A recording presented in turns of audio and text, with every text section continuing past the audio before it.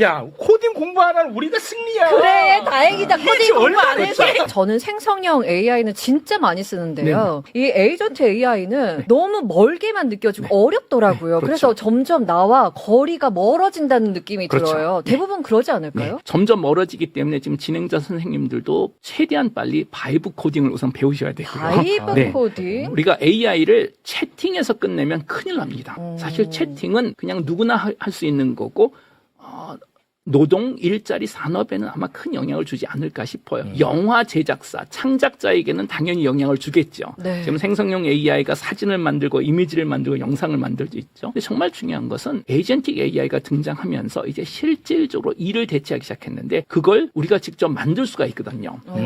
AI를 사용해서 코딩을 하는 것을 우리 이제 바이브 코딩이라고 보통 얘기를 합니다. 네. 느낌으로 코딩을 한다라는 거고 뭐 여러 도구를 쓸 수가 있어요. 아마 이 매블쇼를 보시는 또 대부분 분들도 약간 전통적인 관점에서 뭐 챗GPT를 가장 많이 쓰지 않을까 싶은데 사실 전문가들 사이에서는 챗GPT보다 당연히 제미나이가 더 좋고 제미나이보다는 클로드가 더 좋다라고 알려져 있고 네. 우리나라에서도 최근에 많은 분들이 클대리라고 그래서 클 대리요? 그렇죠. 회사에서 일을 실질적으로 클로드에게 시키기 시작하더라고요. 와. 그러니까 클로드는 특히 에이전틱 AI를 너무나 잘합니다.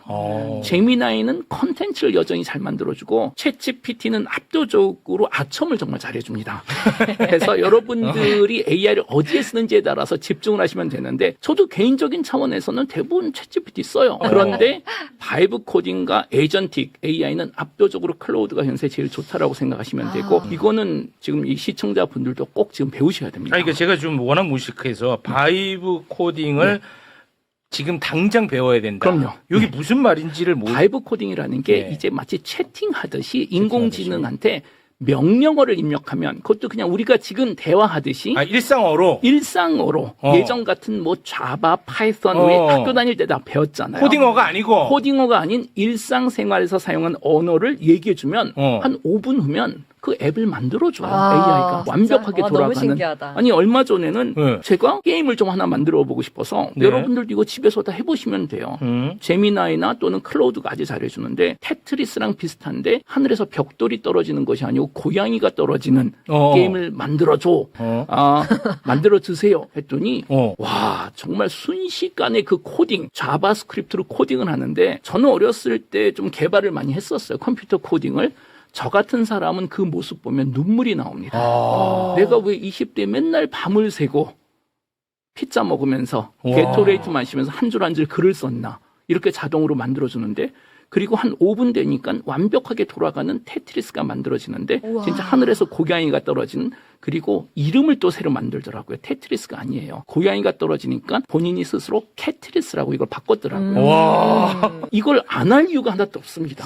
그래서 꼭 지금 집에서 재미로라도 게임 만들고 그 다음에 게임으로 익숙해진 다음에는 일상생활에서 또는 직업에서 직장에서 필요한 그런 앱을 직접 만들 수 있는 언어로 요구를 하고 그거를 통해 갖고 바로 구동을 할 수 있는 앱을 만들어낼 수 그럼요. 있다는 거예요? 예를 들어서 지금 두 분은 또 이런 쇼를 진행하셔야 되기 때문에 사실 뭐 매일 아침 오전에는 많은 국내외에서 벌어지는 뉴스를 좀 아마 읽으셔야 될 이거 거예요. 중요한 말씀이에요. 그죠? 네. 그럼 아마 보통 아침에 출근하시면 마우스 클릭을 쉬도 없이 하실 거예요. 수도 없이 합니다. 근데 이건 반복성이 있는 일이잖아요. 네. 바로 이런 거를 바이브 코딩으로 앱을 만드시면 예를 들어서 관심 있는 주제, 뭐 정치가 될 수도 있고 사회가 될 수도 있고 지금 이란 전쟁이 될 수도 있고 네. 이런 키워드를 앱이 알아서 전 세계 다니면서 모든 뉴스를 긁고 오고 영어, 스페인어, 중국어, 일본어 사이트를 가져온 다음에 한국어로 자동으로 번역한 다음에 한 줄로 요약해서 매일 아침 이메일로 전달이 가능해요.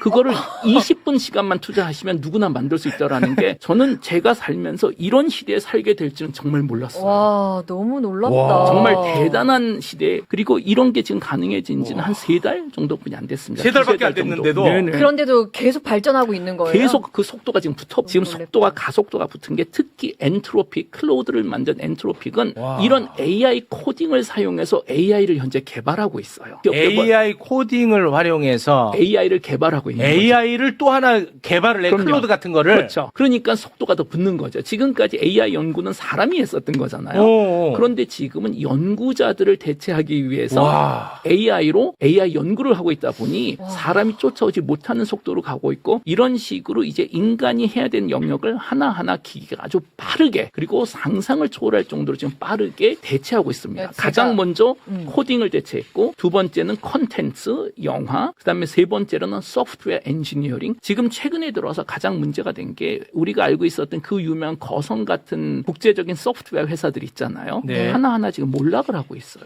주가 많이 떨어졌죠. 그건 왜 그런 거죠? 반토막이 됐습니다. 이게 다 클로우드 때문인데요. 클로우드에는 코워기라는 에이전트가 하나 있습니다. 그리고 이 에이전트에는 거의 몇 주에 한 번씩 새로운 지식이 들어오는데 그 지식을 집어넣는 순간 기존 소프트웨어가 커버했었던 영역을 얘가 훨씬 더 잘해주는 거예요. 근데 기존 소프트웨어 예를 들어서 뭐 법률 자문을 해주는 소프트웨어가 있다고 칩시다. 구독료가 수천만 원이거든요. 예를 들어서 회사가 M&A를 하면 그 계약서가 복잡하거든요. 수천 장에서 수만 장이 되고 우리는 보통 대형 로펌에 갖다 주면 변호사들이 막 밤을 새고 그걸 분석을 하는 그렇겠죠. 거잖아요. 네. 그리고 이분들이 쓰는 소프트웨어가 있습니다. 법률 사례 같은 게 잘 정돈돼. 이건 구독료가 수천만 원에서 억 단위인데 클로우드 구독료가 3만 원이거든요. 만장 계약서를 집어넣고 이것 좀 요약해줘 하면 1억짜리 서비스하고 퀄리티가 똑같이 나옵니다. 와. 그럼 누가 1억짜리를 쓰겠어? 그렇지. 그러니 지금 우리가 알고 있는 거성 같은 뭐 SAP가 되나 지금 뭐 애도비가 되든 방금 말씀하셨던 대로 주가가 반토막이 나났어요. 그래서 2026년, 2027년에는 에이전트가 소프트웨어 비즈니스를 잡아먹는지 소프트웨어 비즈니스가 방어를 하는지 이게 지금 경제에서는 가장 큰 이슈입니다. 현재로서는. 세상이 이렇게 빨리 변합니다. 근데 어떻게 할 거예요? 우리 그 선생님은 어떻게 따라잡으세요? 바로 그런 앱을 쓰기도 하고요. 그래요? 네, 그 다음에 그냥 잠을 안 잡니다. 저는 밤에. 이게 왜냐하면 모든 소식들이 또 실리콘밸리에서 벌어지고 있기 때문에 네. 실리콘밸리에서 낮이 우리에게는 밤이잖아요. 그러니까 이제 저는 자다가 대부분 휴대폰을 제 귀 옆에다 이렇게 두고 그럼 이제 친구들이 계속 뭐 문자 같은 걸 보내주면 띵 하면 일어나서 또 보고 그런 식으로 살고 있습니다. 우리 현재. 교수님은 지금 매 순간순간이 굉장히 흥분된 상태겠어요. 왜냐하면 인류가 접하지 못하는 것을 지금 딱 하필이면 지금 시기에 우리가 접하고 있는 그렇죠. 거잖아요. 이게 행운인지 불행인지는 저도 모르겠지만 그건 알 수 없지만. 우리 인간 호모사피엔스가 지구에 등장한 게 30만 년 정도 됐죠. 지난 30만 년 동안 지구에서 인간이 제일 똑똑했습니다. 압도적으로. 그렇죠. 그러다 보니 지금 이 스튜디오 안에 있는 모든 걸 우리 인간이 만든 거잖아요. 네. 네. 그렇죠. 우리 인간은 지난 30만 년 동안 자연을 다 바꿔서 우리 인간을 위해서 바꿔놨죠. 네. 뭐 우리가 좋아하는 동물은 번식을 더하게 하고 치킨, 돼지, 소. 우리가 싫어하는 생명체 모기는 항상 대학살을 하고 여름에. 네. 그런데 흥미로운 것은 우리가 자연을 우리가 원하는 식으로 바꿔놔도 된다라는 허락을 받은 적은 사실 없거든요.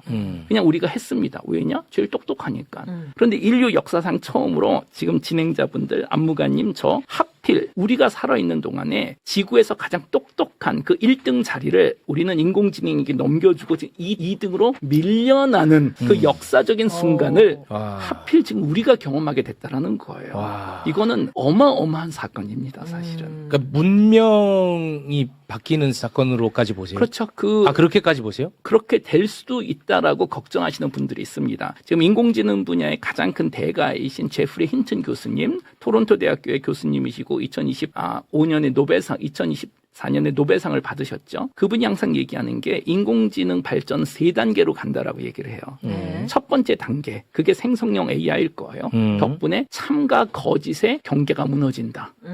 이건 우리가 이미 경험하고 있는 거잖아요. 네. 정말 인터넷에 수많은 음모론부터 시작해서 우리 알잖아요. 부모님들이 가끔가다 보시는 사이트 같은 거 보면 정말 걱정이 되잖아요. 여기서. 네네네. 그건 이미 벌어져 버렸고 두 번째 에이전틱 AI가 시작되면서 이제 인간이 할 일이 없어진다. 그리고 그 다음에는 이걸 뭐 우리는 AGI 범용 인공지능 그리고 그 다음 단계는 초지능이라고 부릅니다. 인간보다 훨씬 더 똑똑한 그 녀석이 등장하면 마지막 단계는 인류가 없어진다. 결국 이 3단계는 첫 번째 단계 진실이 사라진다. 일자리가 사라진다. 인류가 사라진다라고 지금 걱정을 하고 있습니다. 근데 첫 번째 단계는 이미 벌어졌고 2026년부터 두 번째 단계가 지금 벌어지기 시작한 거예요. 네. 일자리가 사라지기 시작하는. 죄송합니다. 가는 데마다 좀 꿈과 희망으로 가득 찬 이야기를 해주고 싶은데 항상 이렇게 디스토피아로 끝나더라고요. 지금 표정들이 벌써 안 좋아지셨어요, 지금. 일자리가 없어진다니까 걱정이 되는 게 맞잖아요. 아니, 구체적으로 그러면은 일자리가 어떤 식으로 지금 현재 어떤 식으로 없어지고 있는지 지금 현재 벌어지고 있는 일을 좀 구체적으로 말씀해 주실 우선 수 있을까요? 대한민국은 아직 아니지만 미국에서는 이미 벌어지기 시작한 게 신규 채용이 지금 다 얼어버렸습니다. 신규 채용 안 해. 특히 예를 들어서 사실 이거는 우리나라에서도 이미 벌어지고 있는데 판교 위주로 개발자들을 채용을 안 하고 있어요. 이제 신규 채용. 왜냐? 개발자들 정도의 코딩 능력은 AI가 이미 하고 있는 거잖아요. 그런데 이 친구들은 밥도 안 먹잖아요. 잠도 안 자고 24시간 코딩할 수 있고 구독료만 내면 되는 거니까. 그래서 첫 번째 가장 먼저 개발자 신규 채용에서 시작을 할 거예요. 또 당연히 우리나라 사회 구조상 있는 분들 내보내는 것도 어렵고 저는 뭐 철학적으로도 해서도 안 된다라고 생각하는 사람이지만 신규 채용은 안 하면 끝인 거잖아요. 그러다 보니 너무나 신기하게 실리콘밸리에서도 작년에 새로 회사에 입사한 분들의 평균 연령이 40대였대요. 그러니까 다른 기업에서 스카우트는 해와도 대학교 졸업한 친구들은 데려오지 않는다라는 거예요. 이 데이터가 정확한지는 모르겠지만 제가 들은 데이터로는 작년에 미국 카네기 멜론 공대 나름대로 가장 좋은 공대죠. 전상과 졸업생의 50%가 여전히 지금 실업자라는 거예요. 하버드 비즈니스 스쿨의 MBA 50%가 실업자. 이런 일이 없었죠. 그래서 첫 번째 단계는 신규 채용이 올 스톱. 두 번째는 지금 앞으로 2년에서 3년 정도는 사무직. 지금 걱정하는 건 사무직의 3분의 1 정도가 대체될 수 있다고 현재 생각하고 있습니다. 지금 인공지능 기술 개발 로드맵을 보면 가장 먼저 저희 이 스튜디오에 앉아있는 사람들 중에서 가장 먼저 일자리를 잃게 될 사람은 바로 저고요. 연구를 하는 사람. 두 번째 이제 유튜브 진행자 선생님들이 될 거고 끝까지 몸을 움직이는 분들은 살아남지 않을까 싶습니다. 오히려. 원래 네네. 예전에는 그 반대로 예측을 했었는데 그랬었죠. 네네, 맞습니다. 이게 아이러니한 게 3년 전에 챗GPT가 등장했을 때는 정부에서도 그런 프로그램 많이 만들었었어요. 코딩이 정말 중요하다. 모든 초등학생들에게 코딩을 가르쳐주자. 맞아요. 문과생들 데려다가 하기 싫다는데 막 데려다가 코딩을 가르쳐주고. 그런데 문제는 그런 친구들이 지금 딱 졸업할 때 되니까 바로 국가에서 그렇게 중요하다라고 얘기했었던 코딩을 AI가 가장 먼저 대체한 거예요. 그러네. 그래서 이런 이메일들 진짜 많이 받고 있어요. 지금 2년, 3년 동안 코딩을 정말 하기 싫은 공부를 했는데 졸업할 때 되니까 AI가 좀 대체하고 있다. 교수님 도와주세요. 문제는 저도 방법이 없죠. 왜냐? 진짜 3년 전에는 우리 다들 그렇게 믿었었거든요. 코딩이 중요해질 거라고. 그런데 빅테크들이 가장 먼저 풀기 시작한 문제가 하필 코딩이었던 거예요. 이 얼마나 코딩 공부 안 하는 우리가 승리야. 그래 다행이다. 코딩 공부 안 해서. 그러니 가끔가다는 그냥 존버하는 게 무조건 버티는 게 또 성공 비결일 수도 있습니다. AI 시대 최고의 캐릭터들이야. 진짜 다행이야. 안 해서. 너무 행복합니다. 네, 여러분들 근데 코딩은 재밌고 좋습니다. 근데 지금 우리 방송을 들으시는 분들이 아마 고민하실 것 같아요. 특히 학부모들. 그럼 우리 애 무슨 공부를 해야 되나? 이제 졸업하면 취업도 해야 될 텐데. 이제 요구되어지는 재능이 과연 무엇이냐. 그렇죠. 참 어려운 문제다. 뭐 제가 거기에 대한 정확한 답을 안다면 제가 대치동에 학원을 차리지 뭐하러 지금 뭐 이 방송에 나와서 이런 얘기를 하겠습니까? 그걸 안다라고 주장하는 것 자체가 저는 약간 그 휴브리스라고 생각을 하고요. 지금 이 순간은 이런 시대를 우리보다 먼저 경험했었던 세대가 한 번도 없기 때문에 정답은 정말 아무도 모릅니다. 아무도 몰라. 그러면 우리가 정답을 모르는 상황에서는 역사적으로 가장 먼저 바른 길을 찾는 사람들은 누구죠? 먼저 해보는 사람들이 먼저 길을 찾는 거죠. 해보는 사람. 그렇죠. 예를 들어서 그거죠. 뭐 1492년 크리스토프 콜럼버스가 아메리카 신대륙을 뭐 발견했습니다. 그리고 3년이 지났다고 칩시다. 마치 챗GPT 등장하고 3년 지난 것 같이. 이제 유럽에는 별의별 소문이 다 돌아다녔을 거예요. 뭐 아메리카 신대륙이라는 데 있는데 뭐 길거리에 금이 있더라 어쩌고 저쩌고. 그럼 이제 두 가지 포지션이 있을 것 같아요. 어떤 사람은 아메리카 신대륙에 대해서 책을 읽고 상상을 하고 토론만 합니다. 하루 종일. 그런가 하면 누구는 그 다음날 배를 타고 우선 가봅니다. 당연히 후자가 성공하지 않겠어요. 저는 인공지능 시대 교육도 비슷할 것 같아요. 우리가 지금 앉아서 몇 달 고민을 해도 답 안 나옵니다. 아무도 우리보다 먼저 경험한 사람이 없기 때문에 AI 우선 해보자. 해보자. 바이브 코딩 해보자. 나만의 에이전트를 만들어서 일을 시켜보자. 현재 실리콘밸리에서 트렌드는 뭐냐면 이게 흥미롭더라고요. 2023년 아주 초기에는 프롬프트를 잘 넣는 사람이 성공한다라는 얘기를 했었어요. 네. 그래서 뭐 프롬프트 엔지니어링 그런 얘기가 있었죠. 네. 그건 이미 지났고요. 2024년에는 AI를 잘 활용하는 사람들이 살아남는다. 이것도 지났고 2025년에는 바이브 코딩을 잘하는 사람이 살아남는다 하더니 2026년에는 나를 대신해서 일하는 에이전트를 많이 가지고 있는 사람이 지금 성공한다라고 많이 합니다. 가지는 사람. 네. 끝으로 딱 하나만 네. 여쭤보고 마무리를 좀 짓겠습니다.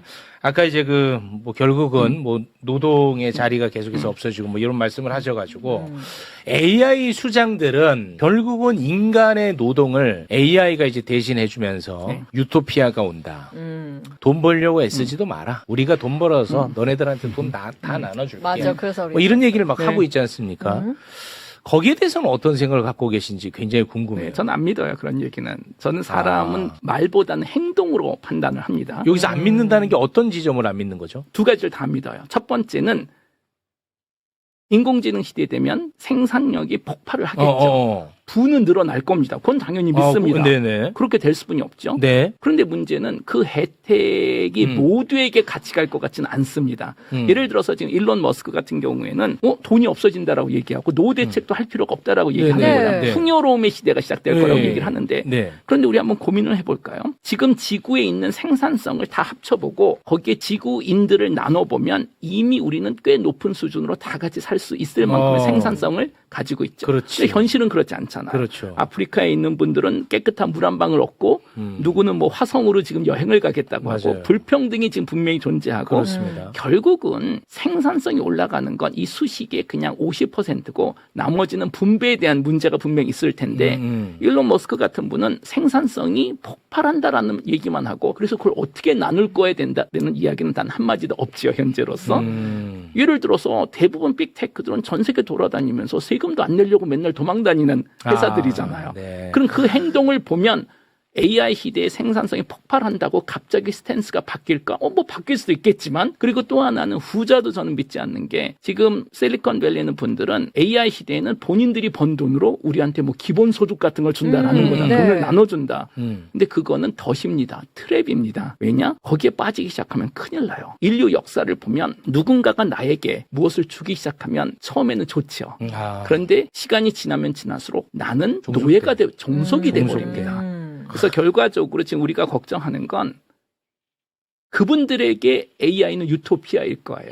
그렇지. 그런데 그분들에게 유토피아가 아마 우리에겐 디스토피아이지 않을까 싶고 지금 대부분 전문가들이 가장 걱정하는 건 이런 식의 인공지능 사회 그걸 지금 앞으로 한 50년 후 20년, 30년, 40년 점점 그쪽으로 가겠지만 기술 봉건주의가 될 거라고 현재 생각하고 있습니다. 기존의 민주주의는 무너지고 대신 다시 중세시대 같이 1% 정도 기술과 자본을 가진 분들 그다음에 5% 기술 귀족 같이. 그렇죠. 기술 귀족이죠. 무섭다. 그다음에 5% 정도는 영향력이 있는 연예인, 스포츠 스타 두 분 같은 나 하나 인플루언서. 남겠네. 나 하나 남겠네. 그렇죠. 채용님만 혼자 남는 거야. 살아남습니다. 그리고 나머지 이제 뭐라 불러야 될까 이제 잔잔바리들, 네. 우리 이제 민간인들 95% 그런 사회가 될 확률이 지금으로선 가장 높지만 아이고, 어떡해. 단 이거는 시나리오 중에 하나죠. 그렇지. 이게 미래 시나리오는 자연의 법칙이 없기 때문에 이렇게 된다라는 것이 아니고 이렇게 될 수도 있고 그림을 그려주고 그래서 이런 미래가 마음에 드시나요? 했을 때 마음에 안 들면 충분히 바꿀 수는 있죠. 그냥 두면 그렇게 가겠네요. 지금 그냥 그냥 두면 두면. 그렇게 갈 것 같아요. 그렇지. 제 그냥 생각에도. 두면 그렇게 가. 그냥 두면 그렇게 갈 것 같고